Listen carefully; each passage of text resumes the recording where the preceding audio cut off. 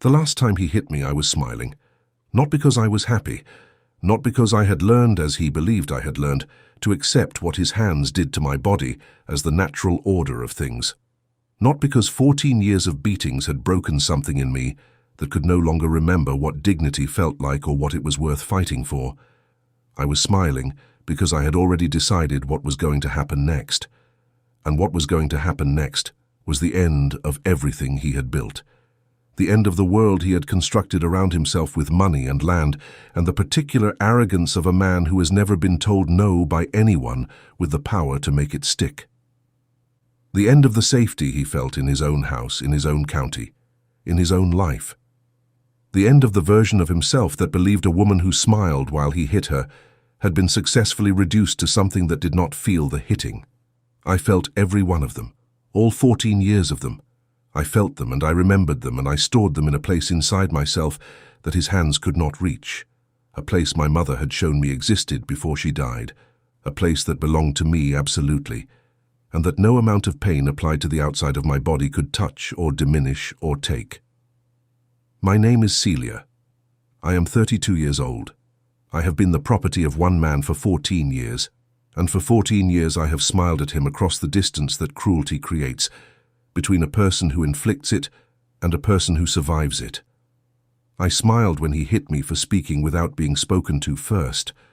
I smiled when he hit me for looking at him directly instead of keeping my eyes on the floor where he believed they belonged. I smiled when he hit me for things I had not done, and things I had done, and things that existed only in the story he told himself about who I was and what I deserved. I smiled because my mother taught me that the smile was the only weapon available to a woman in my position, and that I should never put it down. She was right about that. She was right about almost everything. But she died before she could teach me the second part. The part about when the smile has done everything a smile can do, and the time has come for something else entirely. I taught myself that part. It took 14 years. My mother's name was Naomi. She was a house slave on the Beaumont plantation in Colleton County, South Carolina, for the entirety of the life I knew her. She had been born on that plantation, the daughter of a woman who had been born on that plantation, the granddaughter of a woman who had been purchased at the Charleston slave market in 1791 from a ship that had come from somewhere my great-grandmother described only as a cross. That was all that survived of the geography, a cross, a direction without a destination, a word that meant the distance between everything that was and everything that came after. My mother was the finest seamstress in 3 counties. Her hands could do things with fabric that seemed closer to conjuring than craft, could take rough cloth and turn it into something that made the women who wore it feel briefly like the world was more beautiful than it was. The Beaumont women wore her work to every social occasion in Colleton County and accepted the compliments of their peers without mentioning that the compliments belonged to a woman whose name they did not think worth sharing. She taught me to sew before she taught me anything else. Taught me with the same completeness and seriousness that she brought to everything, as if the knowledge itself was sacred, regardless of the circumstances in which it was being transmitted. By the time I was 8 years old, I could produce work that approached hers. By the time I was 10, I had surpassed her in the smaller details, the embroidery, the finishing work that required the finest motor control, the stitching so small it was nearly invisible that distinguished truly fine work from merely competent work. She taught me other things too.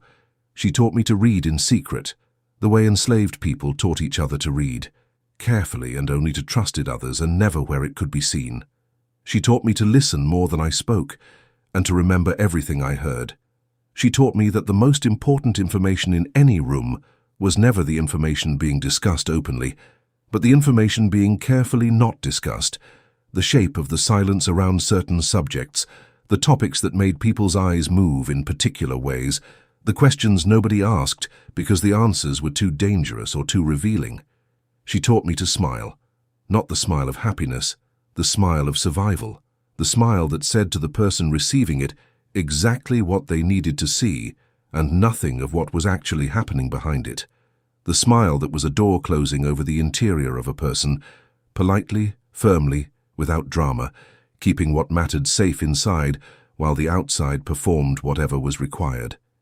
She had been smiling that smile for 30 years when she died. I was 12 when she went. Fever, the same fever that took children and old people, and anyone whose body had been asked to do too much for too long without adequate food or rest, or the kind of care that money could buy and that enslaved people could not access. She died in 2 days, which was fast enough that I was not prepared for it, and slow enough that I sat with her for most of those 2 days and held her hand and listened to whatever she had left to say. What she said at the end, when the fever had burned through most of her ability to speak and what remained was reduced to the essential, was this: "Keep smiling, Celia. Keep smiling until you know what you're smiling at, and then stop." I did not understand the second part when she said it. I was 12 years old, and I was losing my mother, and understanding was not what I was capable of in that moment. What I was capable of was holding her hand and feeling it go still, and then sitting with the stillness for a long time before I let anyone else into the room. I understood the second part 14 years later. The year was 1842 when I was given to Arthur Whitfield. Given is the word I use because it is the accurate word. I was 18 years old, and I was given as a wedding gift from the Beaumont family to their daughter Caroline, who was marrying Arthur Whitfield of Beaufort County. I was chosen specifically because of my sewing. Caroline Beaumont was a woman who understood that fine clothes were a form of social argument and who wanted the best possible advocate for that argument available to her in her new household. My mother's reputation had established mine. I was the logical choice. I did not know Arthur Whitfield when I arrived at his plantation. I knew him within the first week. Arthur Whitfield was 43 years old at the time of his marriage. He had been a bachelor for a long time, long enough that the habits of a man living alone in authority over everyone around him had calcified into something that could not accommodate even the minor adjustments that marriage required. He was a large man, not fat but solid, with the physical confidence of someone who had never been physically challenged and the personality of someone who had never been refused anything significant. He had managed his plantation for 20 years with a particular combination of efficiency and cruelty that his neighbors in Beaufort County described as firm, which was the word they used for cruelty when the person exercising it was wealthy enough that his cruelty was their inconvenience rather than their problem. He hit me for the first time on my 14th day at the Whitfield plantation. The reason was a hem on one of Caroline's day dresses that he decided, examining it with the authority of someone who knew nothing about sewing, was uneven. It was not uneven. I had measured it 4 times with the careful precision my mother had taught me. But his decision that it was uneven was the only measurement that mattered in his house, and when I said quietly and without confrontation that I believed the measurement was correct, he hit me across the face with the back of his hand. Caroline was in the room. She looked at her husband and then at me and then at the dress. Then she said, "The hem did look a little uneven on the left side, didn't it? And would I mind taking it in just a fraction?" Her voice was perfectly pleasant. Her eyes did not meet mine. I said, "Yes, Mum, I will fix it right away." And I smiled. Not because I had decided yet what the smile was for, not because I had understood my mother's instruction in its full implication. I smiled because it was what I had been trained to do, and because in that moment it was the only thing I had that was mine and that he had not hit out of me. He hit me again 3 weeks later, and again 6 weeks after that.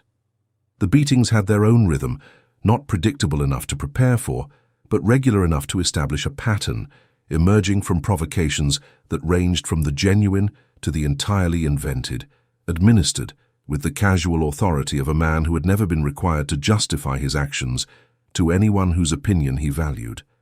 I learned him the way you learn anything dangerous, carefully, completely, without letting the learning show. I learned that he drank bourbon in the evenings, beginning at 6 o'clock and continuing until he went to bed, and that the drinking moved through 3 distinct phases. The first phase, the first 2 glasses, made him expansive and pleasant and interested in his own opinions. The second phase, glasses 3 and 4, made him irritable and looking for targets. The third phase, anything beyond 4 glasses, made him slow and careless and eventually unconscious in his chair. I learned that he was afraid of financial failure in the specific way that men who have inherited wealth are afraid, not with the abstract concern of someone who has calculated risk, but with the visceral terror of someone who has never had to rebuild anything and does not believe themselves capable of it. His plantation's cotton operation was profitable, but not spectacularly so, and the gap between the lifestyle he maintained and the income his land produced was filled by debt that he managed with the constant low-level anxiety of a man trying to keep water from coming over the top of a dam. I learned that he kept his financial records in a locked box in his study, that he met with his factor in Charleston 4 times a year, that his 3 largest creditors were a bank in Beaufort, a merchant in Charleston, and his own brother-in-law, whose loan had been made in the context of the marriage, and whose terms Arthur Whitfield found humiliating to be reminded of. I learned that Caroline was not his ally. She was his audience. She had married Arthur Whitfield because the alternative presented to her by her family had been worse, and because at 22 years old, she had not yet understood that a man who needed an audience was not the same as a man who wanted a partner. She had understood it within the first year. She had made her accommodation with that understanding in the way that women in her position made their accommodations, by developing a rich interior life that her husband could not access, and a social exterior that gave him nothing to find fault with. She was not cruel to me. She was also not kind. She was absent, which in the context of what her husband did was its own form of complicity. But I did not spend my energy resenting her for it, because resentment is expensive, and I had other things to spend my energy on. I spent my energy on learning. By the end of the first year, I knew Arthur Whitfield's plantation as well as he did, better in the ways that mattered for what I was considering doing, though I had not yet shaped what I was considering into anything specific enough to be called a plan. It was more like a direction away from the life I was living and towards something I could not yet clearly see, but knew existed because my mother had told me it did. Keep smiling until you know what you're smiling at, and then stop. I was still learning what I was smiling at. The years accumulated the way years do when you are surviving something, by the addition of days that blur into each other, because each one requires the same essential thing. Endurance. The specific quality of endurance that is not passive, not simply waiting, but active, engaged, purposeful. The endurance of someone who is not merely getting through but is getting through towards something, accumulating knowledge and patience, and the particular cold clarity that comes from living close to cruelty long enough to understand it completely. I sewed Caroline Whitfield's clothes and the household linens and the curtains and the cushion covers and everything else that required a needle and thread in that house. I did this with the skill my mother had given me and with the additional refinement that comes from years of practice and from the particular concentration available to someone whose mind is always working on something else beneath the surface of whatever their hands are doing. I also read everything in that house that I could access without detection, the newspapers that Arthur Whitfield left in his study after reading them, the correspondence that came and went through the plantation's mail, which passed through my hands because part of my household duties included organizing the incoming post and preparing the outgoing, the account books that he sometimes left on his desk when he went to dinner, which I could read upside down from the doorway while appearing to be straightening a picture on the wall. I read the financial documents that told me the true state of his affairs. By 1848, 6 years into my time at the Whitfield plantation, I understood his financial situation better than he did. I understood it because I read the documents carefully, and because I remembered everything I read, and because I had the particular analytical clarity of someone who has no emotional investment in the numbers being favorable. Arthur Whitfield read his accounts through the distorting lens of what he needed them to say. I read them as they were. What they said was this: he was in serious trouble. The cotton market had weakened over the previous 3 years in ways that his fixed costs had not. His debt to the Beaufort Bank had been restructured twice. The merchant in Charleston was pressing for partial repayment of a note that had been informally extended for 2 years, and his brother-in-law, whose loan had been made at the time of the marriage and whose terms included a provision that would allow him to call it in after 10 years, would have that option in 1852. He did not know that I knew this. He did not know that I knew anything beyond what he could see with his own eyes, which was a woman who sewed beautiful clothes and kept her eyes down and smiled when he hit her, and had been doing both of those things for 6 years without complaint or resistance, or any indication that she was anything more than what she appeared to be. The smile was doing its work. I was learning what I was smiling at. In 1850, 2 years after I had fully mapped his financial situation, I began the second phase of what I was doing. The first phase had been learning. The second phase was preparation, not for anything violent, not for anything that would require me to be physically present when it happened. I had watched what happened to enslaved people who responded to their oppression with direct physical resistance, and I understood that the system arrayed against them was too large and too brutal to be defeated that way. Physical resistance was met with physical response, that the system always won because the system had more bodies and more weapons, and no cost it was unwilling to pay. What I was planning required none of that. What I was planning required only what I already had: knowledge, access, the patience of someone who had been preparing for this for years without knowing exactly what this was until it came into focus, and the smile. The smile above all, because the smile was what had kept me trusted and present and invisible for 8 years, and the smile was what would keep me trusted and present and invisible for the remaining preparation. In the autumn of 1850, Arthur Whitfield's factor in Charleston was a man named Gerald Simmons, who had handled his cotton sales for 12 years. Simmons was competent but not exceptional, loyal but not particularly perceptive, a man whose relationship with his clients was built on professional courtesy and the mutual understanding that his percentage depended on their prosperity. I had been carrying the plantation's correspondence to and from the post for 8 years. I knew Simmons's handwriting. I knew the format of his letters. I knew the language of the cotton trade well enough to understand every document that passed between them. I also knew that Simmons did not know what I looked like, had never met me, knew me only as the woman who organized the household correspondence, if he knew of me at all. I wrote him a letter, not in my own voice, in the voice of a concerned party who had information about the Whitfield plantation's accounts that Simmons might find relevant to his professional relationship with Mr. Whitfield. The letter described, with the accuracy of someone who had read the actual documents, the true state of Arthur Whitfield's financial situation, including the debt restructurings that had not been fully disclosed to his factor, and the provision in his brother-in-law's loan that would become exercisable in 1852. I sent it through a channel that could not be traced to the Whitfield plantation, a free black woman in Beaufort who took in laundry and whose cousin worked for a shipping firm that moved mail to Charleston. 2 degrees of separation, enough, I believed, to make the letter's origin impossible to determine. Simmons received it and began asking questions. The questions created exactly the kind of friction I had intended.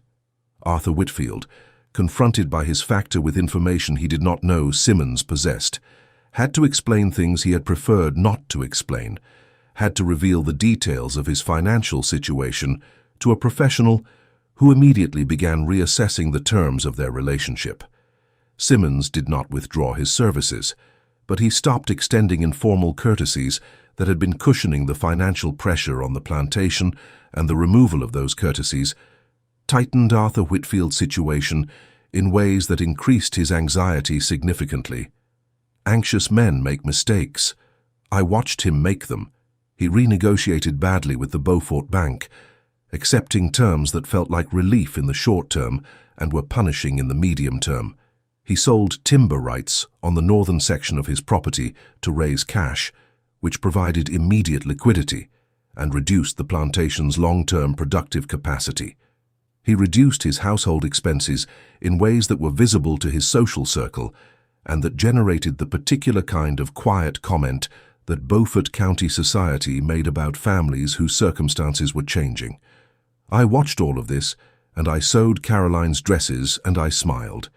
He hit me harder that year. Anxiety made him worse. The connection between his financial pressure and the beatings was not something he articulated or probably understood, but it was consistent enough to be unmistakable. His need to exercise authority over something grew in direct proportion to his sense that authority over the things that mattered was slipping from him. I was the available target. I had always been the available target. I smiled wider. In 1851, I wrote a second letter, this one to the brother-in-law. His name was Edward Harlow, and he lived in Colombia, and he had made the loan to Arthur Whitfield in 1842 with a level of optimism about his brother-in-law's management abilities that 11 years had substantially eroded. The letter, again not in my own voice, described the timber sale and its implications for the plantation's long-term value, and noted, with the careful precision of someone who had read the original loan documents, that the property was the collateral for the note and that its value had been materially reduced without the note holder's knowledge or consent. Edward Harlow called in the loan in January of 1852.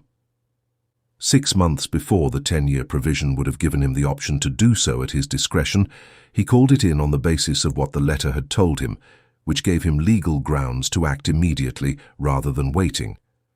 Arthur Whitfield did not have the money to repay it. What followed was 18 months of legal and financial crisis that I observed from the position I had always occupied, present and invisible, trusted and overlooked, the woman who sewed the clothes and organized the correspondence, and smiled at whatever was required of her. I helped with the correspondence during those 18 months because the volume of it increased dramatically, and Caroline asked me to assist with the organization of incoming documents. This gave me access to the legal correspondence that I had not had before, the letters from lawyers in Beaufort and Columbia, the responses from the bank, the increasingly terse communications from Edward Harlow's legal representative. I read everything, and I wrote carefully, through channels that had now been established and tested, 3 more letters to 3 more parties, each one containing information that was accurate and damaging and sourced in documents I had read and remembered and transcribed from memory in the quiet hours when the house was asleep and my needle was moving through cloth and my mind was doing something else entirely. By the summer of 1853, the Whitfield plantation was effectively insolvent. The legal proceedings that Arthur Whitfield had been fighting for 18 months had produced a judgment that required the sale of the eastern section of the plantation to satisfy the Harlow debt. The cotton operation, reduced by the timber sale and now by the land sale, was no longer capable of servicing the remaining debt to the Beaufort Bank. The bank began its own proceedings in the autumn. Caroline left in October of 1853. She went to her parents in Colleton County, and she took me with her, which was her right because I had been her wedding gift and remained, in the legal sense, her property rather than her husband's. She did not explain to me why she was leaving. She did not need to. She packed her things and she packed my things, and she arranged for a wagon, and she left without ceremony or confrontation, which was entirely consistent with how she had conducted herself for 11 years. I was sorry to leave before it was finished, not sorry enough to stay. I had done what I could do from inside the house. The rest would complete itself without my presence because I had set things in motion that had their own momentum now, legal and financial processes that did not require me to be present to continue doing what they were doing. And I was right. I know this because of what I heard in the years that followed through the networks that connect people who are paying attention to what happens to the powerful when their power starts to fail. Arthur Whitfield lost the remainder of the plantation in 1855. The bank's proceedings produced a sale that covered the debt and left him with a house in Beaufort that was heavily mortgaged and a reputation in the county that had been quietly destroyed by the series of financial failures that had accumulated over 4 years. He died in 1859 at the age of 60, not by violence, not by any dramatic reckoning, by the accumulation of his own failures, by the particular physical deterioration that comes to men who drink heavily and have lost what they built and cannot understand why or how it happened. He died in the mortgaged house in Beaufort, with almost nobody present and almost nothing to his name, which was not the ending I had designed specifically, but was the ending that the design had made possible. I was not there to see it. I was in Colleton County in the Beaumont household, which had taken me back with the same casual authority with which they had given me away 11 years earlier. I was sewing, I was reading what I could access, I was watching the shape of things and listening for the silence around certain subjects, and storing what I learned in the place my mother had shown me existed, the place that belonged to me absolutely, and that no amount of anything applied to the outside could touch. I was smiling, but differently now. Not the smile of survival, not the smile that was a door closing over the interior of a person, The smile of someone who knows what she is smiling at. The smile of someone who has understood the second part of her mother's instruction and has carried it out over the course of 11 years with a patience and precision and completeness that the person who needed to understand it most never understood at all. The smile of a woman who stopped smiling in exactly the way her mother had taught her to stop. Not dramatically, not visibly, not in any way that could be pointed to as a moment or an act or an evidence of anything, internally, completely. The smile continuing on the outside, while on the inside something else entirely had taken its place. Purpose. My name is Celia. I am 32 years old. I have never raised my hand to anyone. I have never broken a law in any way that could be proven in a court. I have written letters that contained true information sent to people who had professional or financial reasons to act on that information, and they acted on that information, and the consequences of those actions were what the information made inevitable.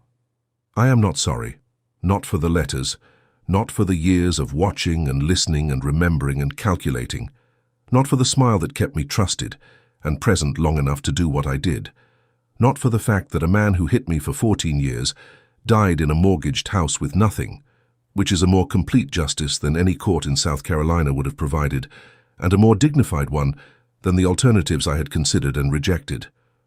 My mother told me to keep smiling until I knew what I was smiling at, and then stop. I knew what I was smiling at. I stopped smiling at it on the night I wrote the first letter, in the quiet of the Whitfield house, with my needle moving through cloth, and my other hand writing in the darkness words that would take years to become what they became. That was the night the smile changed from survival to something else. From endurance to intention. From the closed door over the interior of a person to the open road that person had decided to walk. I walked it for 11 years, and at the end of the road was a man who had hit me for 14 years, lying in a mortgaged house in Beaufort with nothing, and a woman in Colleton County with her mother's hands and her mother's smile, and her mother's knowledge that the most powerful thing she possessed was the thing that no one around her could see. Her name, not the name on the ledger, not the name he called when he wanted something. Her own name, the name her mother gave her, the name that meant something about what a person could hold on to when everything outside them is designed to make them let go. I held on. And then when the time came, I let go of the smile, just the smile. Everything else I kept. This is the story of Celia, an enslaved seamstress on the Whitfield plantation in Beaufort County, South Carolina, whose 11-year campaign of financial and reputational destruction against her enslaver was conducted entirely through accurate information delivered through untraceable channels. Historical records from Beaufort County document the financial collapse of the Whitfield plantation between 1851 and 1855, including the Harlow debt proceedings and the subsequent bank action, though no official record names Celia as a contributing factor. Arthur Whitfield died in Beaufort in 1859. Caroline Whitfield Harlow, who had resumed using her maiden name, lived until 1881. Celia's story was preserved in the oral tradition of the Colleton County Free Black community after emancipation, passed down through the women who had known her and who described her consistently as the quietest, dangerous woman any of them had ever met. She died in 1874 at the approximate age of 50. She was buried in a churchyard in Colleton County under a stone that her church community paid for, and that bears only her first name and the dates of her life and the single word her mother had given her before she died: patience. Not because that was her name, because that was what she had been. If Celia's story moves in you the particular recognition of a woman who understood that the most powerful weapon available to her was the one nobody was watching, subscribe now and join a community that refuses to let these voices disappear. The women who fought in silence left records too. They are written in the collapse of the men who believed they had won. Leave a comment. Tell us where you are watching from. Tell us what Celia's story means to you, because the smile she wore for 14 years and the decision she made about when to stop wearing it is one of the most precise and devastating acts of resistance in the history of American slavery, and it deserves to be remembered exactly as it was, quiet, complete, and entirely her own.